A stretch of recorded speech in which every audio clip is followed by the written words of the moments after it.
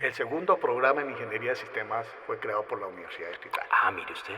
Los computadores que conocíamos eran mainframe, eran grandes. Había que ir a la Universidad Nacional y se requería aire acondicionado, una sala especial con piso falso. Desde ahora estás en modo podcast. Desconéctate del mundo y viaja con nosotros unos cuantos minutos. Te aseguramos que la vas a pasar muy bien y descubrirás cosas que no sabías. La Facultad de Ingeniería de la Universidad Distrital Francisco José de Caldas, Bogotá, Colombia, presenta Los Cuentos de la Distri. Las historias que van más allá del cuento. Conducen Luz Esperanza Borges y Fernando Palma. Bienvenidos.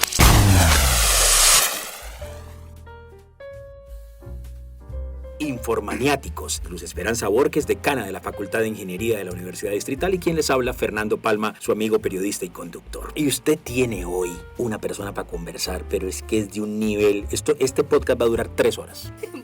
Por lo menos, sí.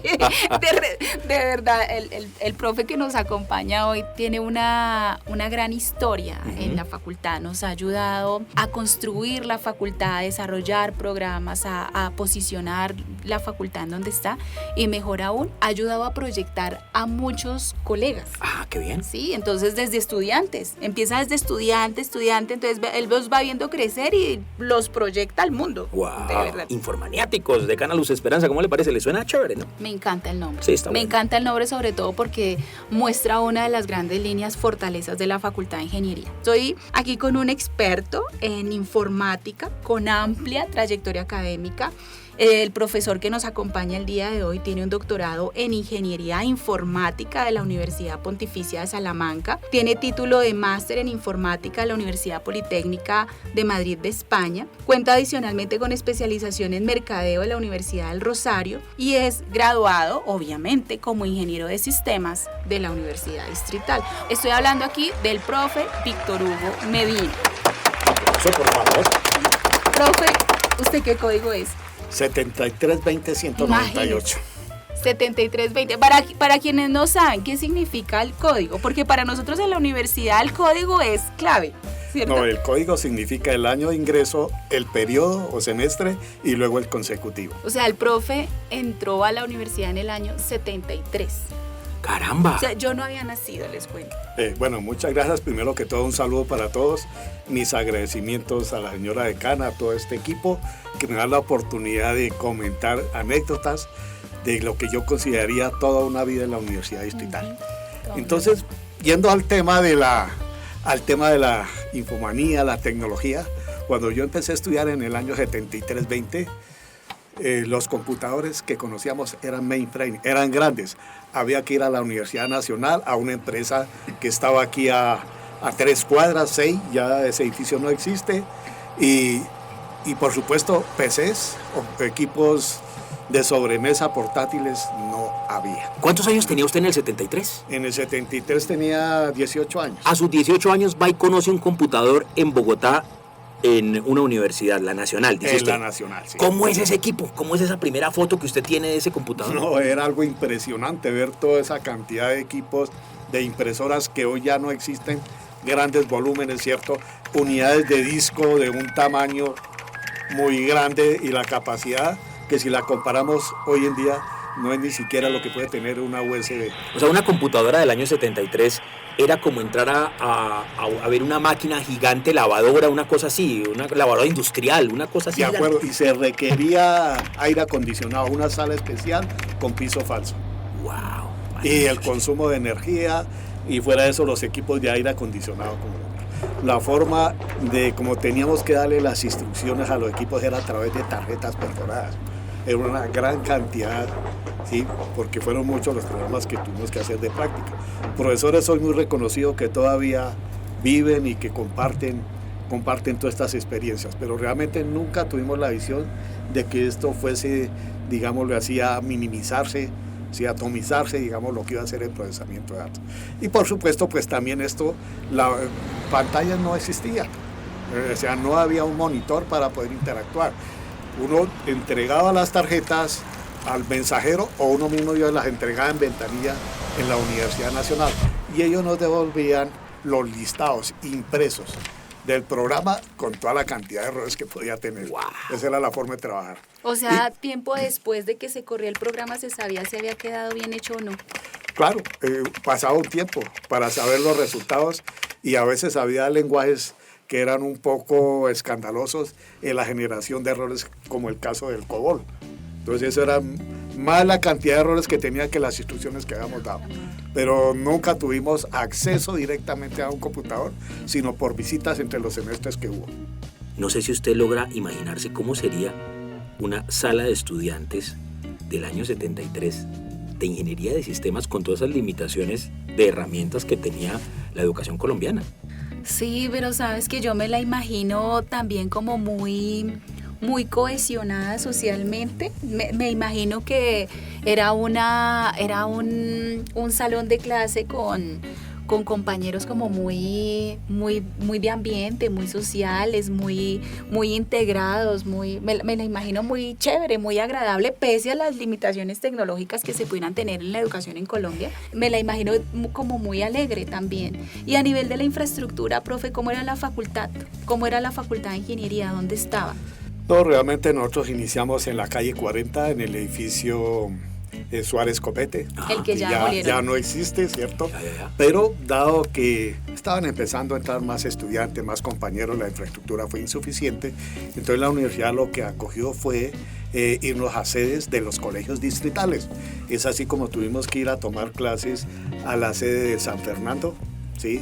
A la sede del Benjamín Herrera, que eran escuelas del distrito donde había que estudiar con goteras porque la infraestructura era muy paupérrima. No te desconectes, pero retoma cuando quieras. Estás en modo podcast. Escuchas los cuentos de la Distri, las historias que van más allá del cuento. La ingeniería de sistemas tiene mucho que ver, más allá de los equipos y la computación, primero es con la lógica. Y la lógica, me imagino que tiene mucho estudio antes de que ustedes se enfrentaran a la programación. ¿Cómo funcionaba un poco ese pensum en ese momento cuando usted fue estudiante? No, el pensum era bastante pesado. Había el plan básico, ¿cierto? Por temas del ministerio, de la infraestructura en todos los programas, pero nos tocaba tomar mínimo 8 materias. 8 materias. Dentro del punto de vista de la programación, fueron muchos los lenguajes que tuvimos que haber trabajado y sobre todo lenguajes que estaban muy cerca al lenguaje de máquina, como el assembly. Pues luego, pues por supuesto, había lenguajes un poco no tan duros ya, tan fuertes como el Fortran, el COBOL, el PL1, pero había que hacer mucha práctica. Los lenguajes eran poco pesados, que realmente se veían ya como a partir de la mitad de la carrera, que si uno los hubiese visto antes, seguro que había desertado de la carrera, porque era un poco pesado. ¿Se comparó con estudiantes de su misma generación de otras universidades? ¿Tuvo esa oportunidad en charlas informales? No. ¿Por qué razón? Porque el segundo programa en Ingeniería de Sistemas fue creado por la Universidad Distrital. Ah, mire usted. El primer programa de Ingeniería de Sistemas lo fundó la Universidad Inca de Colombia. Casi paralelamente al programa de la Universidad Distrital arranca los Andes, por lo del plan básico, entonces en paralelo. Y luego pues viene la UIS y finalmente ya con 2 años posteriormente, 3 años, la Universidad Nacional. Entonces no hubo forma de compararnos entre un estudiante y otro. Dentro de lo que hemos investigado antes de sentarnos con una celebridad, y lo digo en serio, de la Universidad Distrital, Víctor Hugo Medina, lo dijo la decana al principio, usted ha sido impulsor, ha sido catapulta, plataforma para muchas personas que pasaron y hoy todavía están en la universidad. Recordemos algunas de esas personas, por ejemplo, nuestro rector de la universidad actual, Giovanni Tarazona, fue estudiante suyo. Bueno, el ser estudiante, el alumno mío fue ya a nivel del doctorado cuando él asumió también con otros compañeros de la facultad a hacer el doctorado en España, ¿cierto? En una modalidad, digámoslo así, semivirtual. Ajá. Pero realmente el recuerdo que tengo del profesor Giovanni, y con mucho orgullo lo digo, que fue una de las personas que trabajó conmigo estando yo coordinador de un programa de especialización, ¿cierto? Pero ahí se me encomendó la tarea de montar la maestría en sistemas de información y él, con todo el respeto, todo el cariño y la amistad, él se vinculó como asistente y fue al que me tocó ponerlo a trabajar. ¡Caramba! Claro, porque él tenía que hacer el documento, ¿cierto? Hacer el documento y luego dar la pelea en más de 2, 3 consejos superiores. Ahí nos tocó duro porque no lo querían aprobar. Entonces, paralelamente con esa maestría, se aprobó la maestría en Ingeniería Industrial con el profesor Germán Méndez. Bueno, ahí hubo otro asistente, pero el profesor Giovanni, como le digo, él estaba recién egresado, hasta ahora estaba empezando. Pero ¿cierto? Creo que también fue estudiante tuyo, Carlos Montenegro. Él sí fue estudiante de pregrado. Él sí fue estudiante en la parte de análisis de sistemas, sí, pero ese era un curso que se daba en cuarto semestre, más o menos. Esta pregunta le valdría a un médico también y a otras profesiones seguramente, a alguien como usted en su profesión de informática y sistemas. ¿Cómo hace alguien que se graduó hace tanto tiempo para estar actualizado? No, completamente de acuerdo. Si hacemos una comparación de lo que estudié en esa época, hace 40, 50 años, ya no es ni sombra de lo que hemos hecho. Pero a uno le queda algo que es la lógica de la programación y el aprender a aprender. Y más cuando uno está incluido en esta área de la docencia. Entonces, permanentemente tiene que estar estudiando. Sí. Yo la programación la dejé hace muchos años, pero tuve que desarrollar muchas en lenguaje COBOL, que inclusive me viene aquí a la memoria, con el profesor Giovanni Tarazona, desarrollamos, ¿sí? Él me ayudó la parte conceptual de montar sistemas de facturación de acueducto para municipios de Cundinamarca, cuando se estaban haciendo las empresas mixtas, ¿cierto? O sea, las alcaldías de los municipios le daban participación a la parte privada y luego había una recomendación ahí. Entonces tuvimos la oportunidad de trabajar también con otro ex rector aquí de la universidad muy emérito, ¿cierto? Que nos dio esa oportunidad de trabajar, el doctor Juan Enrique Niño Guarín, que ya lo conocen, que fue rector de acá, tuvo su buen periodo, su acogida, ha sido muchas veces representante acá, y entonces estuvimos en esa tarea de trabajar en desarrollos. Profe, cuéntanos alguno de esos proyectos en los que tú has participado desde la Facultad de Ingeniería y que sin lugar a dudas han tenido un alto nivel de incidencia en el desarrollo de Bogotá y del país. No, para mí el proyecto más relevante y en el cual nos integramos 3 profesores como proyecto de investigación fue el crear toda la investigación en torno a crear el doctorado en ingeniería en la universidad. Todos lo recordamos con mucho aprecio al profesor Nelson Pérez, al profesor Jairo también fue compañero, y el otro que participó fue el profesor Germán Méndez, que todavía nos acompaña. Entonces eso fue un proyecto de investigación, nos dieron unos recursos más que todo para hacer unas publicaciones, pero desde ahí fue donde empezó a apuntarse el doctorado de ingeniería y luego hacer el documento para llevarlo al Ministerio de Educación, pero antes de ese documento todo el lobby, la estructura, el presupuesto ante algunos miembros del Consejo Superior.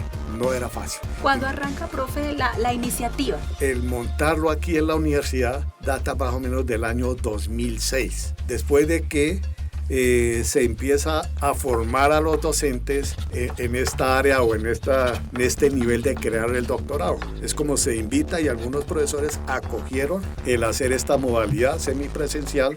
12 profesores, eran 13, uno no logró terminar, muchos de ellos muy conocidos lograron tener su doctorado, pero esto ayudó para que otros profesores también hiciesen su doctorado en otras universidades, en la Nacional y en otras ciudades de España. Eso lo que queríamos era tener la materia gris, la parte intelectual para poder soportar un doctorado. Más que toda esa infraestructura de inversión, porque requirió de unos recursos que en el fondo fueron altos, pero que todavía hoy los tenemos a disposición. Yo escuchándolos a ustedes, esto es algo importante, es todo un proceso y una talla para poder lograr recursos, aprobación y entregar un doctorado, en este caso desde la Universidad Distrital y la facultad, y poder entregar esto a muchas personas que hoy disfrutan de esos títulos y de ese conocimiento. No, realmente requerimos alrededor de 6 años para trabajar el documento de aprobación. Desde el 2006 hasta el 2012, en agosto, cuando se inician las labores ya teniendo la aprobación del ministerio. En ese proceso no fue fácil porque, como les decía, hubo el lobbying, el trabajo con los miembros del superior para tener el aval, para tener el presupuesto y para tener una inversión como el caso del CECAD, Centro de Supercomputación de Alto Desempeño, en el cual el profesor Nelson Pérez, estando en uno de sus periodos, múltiples periodos que estuvo en el Consejo Superior, logró una cantidad significativa y toda esa infraestructura, esa visión de crear ese centro de supercomputación que se inauguró en el año 2010 y sirvió de base para que el ministerio en la visita de Párez viese que teníamos los elementos con cual poder investigar. El ministerio nos hizo hacer varias reformas. Eso no es que entregue uno el documento y listo. No, hubo visita previa de pares, dijeron, no, aquí les falta esto, esto tiene que estar enfocado por otro lado. No entendían el enfoque que era hacia un primer énfasis en ciencias de la información y el conocimiento. Lo que quisimos era que pudiésemos, digamos, aprovechar profesores de otras áreas y de otras disciplinas. Profe, y bueno, cuéntanos, devolviéndonos un poquito a tu parte de estudiante, ¿cómo fue tu trabajo de grado? ¿Con quién hiciste tu trabajo de grado? Bueno, mi trabajo de grado lo empezamos con la compañera Rosalba, la única mujer. Logramos con todo el respeto que nos apoyara, ¿cierto? Porque yo tengo que volver a decirlo, las mujeres son más disciplinadas y más en esta área de sistemas de la informática. Entonces logramos con ella, claro, ella era la que en cierta forma nos ayudaba, nos impulsaba a cumplir. Y otro compañero que es Rafael Sandoval, niño, él es empresario, tiene una empresa muy reconocida acá, de las principales. Él se dedicó solo a desarrollo de software, ¿cierto? Tuvo su empresa RCN Computación, pero el tema de nuestra investigación se lo tenemos que también avalar al profesor que nos hizo el contacto y nos dirigió, y todavía hasta hace poco tiempo trabajó en la Universidad Alfonso Pérez Gama, que fue profesor de la Universidad Nacional. Nos abrió las puertas, los contactos, para ir al Hospital de la Ortúa. Okay. A crear todo un sistema de información de inventarios por los problemas que hay de medicamentos, distribución, y porque en esas épocas se estaba empezando la parte de automatización de los computadores. Entonces nosotros nos tocó muchos días, mucho tiempo estar allá estudiando. Entonces aparte los procesos, los formatos, y la tesis la logramos ahí. Si la tesis, tengo entendido, fue laureada, ¿por qué se gradúan por ventanilla? Bueno, en esa época no era tan ceremonioso los grados, había esa flexibilidad de la ventanilla, sobre todo como para tener uno el título más rápido y poder trabajar y acreditarlo en su trabajo. Entonces nos dieron la oportunidad, el rector en ese entonces, Rivadeneira, también muy conocido, todavía vive, entonces, y el decano de esa época, el director de sistemas, me dijeron, no, listo, les programamos el grado. Nos graduamos los tres en la oficina, el del despacho de la rectoría. Ese fue el grado por ventanilla. Mi carrera la terminamos en 4 años y medio. Wow. La facilidad, sí. Por la facilidad de tomar cursos de vacaciones. No quiero decir que sí fui un estudiante excelente, porque perdí materia yo como primíparo. Yo perdí química y matemáticas. Eran los cocos. Y sobre todo química, que la perdí, fue la que más me dolió, porque al otro semestre la quitaron del pensum, pero me tocó repetir. No. Pero bueno, pero los 4 años y medio, por la facilidad de los cursos de vacaciones, pero tengo que comentar que hubo compañeros muy brillantes que la sacaron en 4 años. Wow. Uno de esos compañeros muy brillantes se fue a trabajar en la empresa de sistemas de Ecopetrol. No se graduó, pero terminó su carrera en 4 años. Y paradójicamente, cuando después de ciertos tiempos de haber entrado a la universidad, yo lo gradué a través de cursos de la especialización. Entonces tuvimos esa experiencia. Compañeros que nunca les exigieron el título, porque tenían una posición muy relevante, ¿cierto? Muy buena, por la capacidad que tenían. Y rectificar, porque había otra compañera, yo estaba diciendo que era 1 o 2, la esposa del profesor Anselmo Vega, que también es muy conocida. Sí. Y ya en el momento de irse a pensionar, para poder, digamos, darle el salario que le correspondía, y bueno, todos esos temas laborales, le tocó presentar su título. Entonces le tocó volver a la universidad después de más de 20, 25 años y graduarse aquí a través de una especialización. No se preocupe, a algunos nos toca. Es un camino que a veces por el trabajo nos toca retomar. ¿Cómo ve usted hoy en día al estudiante que sale graduado de la Facultad de Ingeniería desde Sistemas con este nuevo mundo tan cambiante? Yo lo veo con muchas oportunidades. Yo tengo mis estudiantes en sistemas, son de 9º semestre. Muchos me faltan, o algunos de los que pierden es por fallas, por estar trabajando. por la empresa, no es tal vez por ellos, porque es la exigencia, ¿cierto? Pero los veo con muchas oportunidades. Realmente hoy el mundo es más complejo, pero se facilitan mucho las herramientas informáticas y los veo muy pilosos. Sí, estamos en una época, este tema de la pandemia, todo el tema de la pospandemia, creo que disparó aún más la proyección de los ingenieros de sistemas. Sí. Hoy nuestros ingenieros de sistemas definitivamente tienen una súper acogida, o sea, están en quinto, sexto semestre y ya las empresas nos están llamando más de los ingenieros de sistemas y la verdad los niveles salariales son bastante atractivos para los chicos de sistemas actualmente. Y tiene una ventaja, es como se identifica el perfil del egresado de sistemas de la distrital y es el que son más desarrolladores, más de la ingeniería de software, entonces son más reconocidos. Otras universidades les dan otro perfil de directivo, de comunicaciones, pero aquí vas hacia la parte, llamémoslo así, de computación, de software. Como estamos en modo podcast, puedes conectarte en cualquier momento o continuar con nosotros. La Facultad de Ingeniería de la Universidad Distrital te está presentando los cuentos de la Distri, las historias que van más allá del cuento.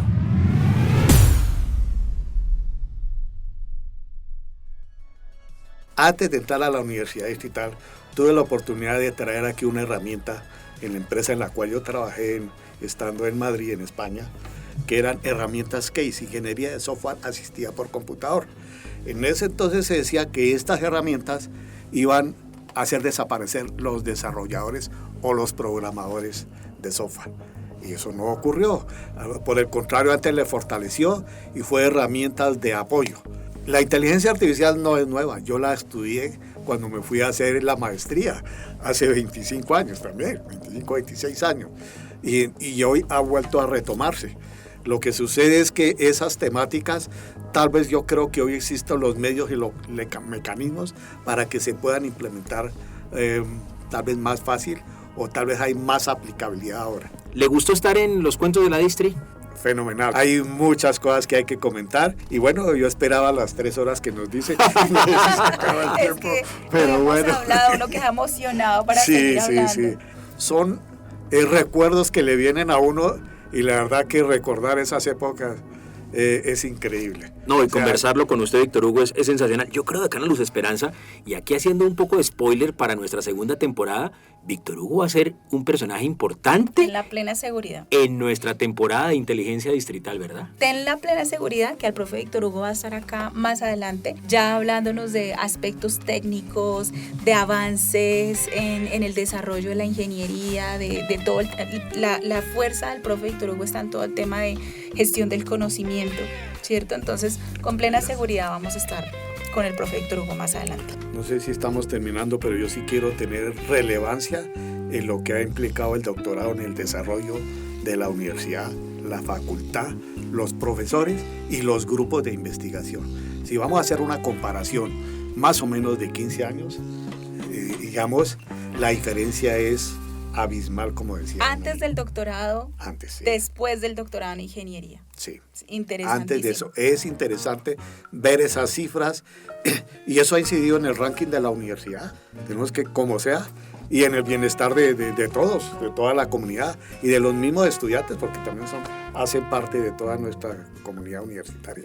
Porque ese tema le pega perfecto, el del doctorado, a ese momento de nuestra temporada que se va a desarrollar después de mayo, y aquí estará sentado con nosotros. Quiero, para cerrar, que usted nos deje un regalo en 2 palabras a estas 2 personas. 2 palabras para cada persona. 2 palabras para Rafael Sandoval y finalmente 2 palabras para definir a Rosalba Puentes.